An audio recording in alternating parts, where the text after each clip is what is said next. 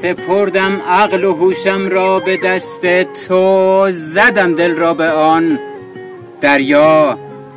تو باشی ناخدا آن رهنمای من در آن دریا. جوانی را هر آنچه ارزشش بود از برای من در این دنیا، سپردم دست آن کس که نبود هرگز در آن دریا.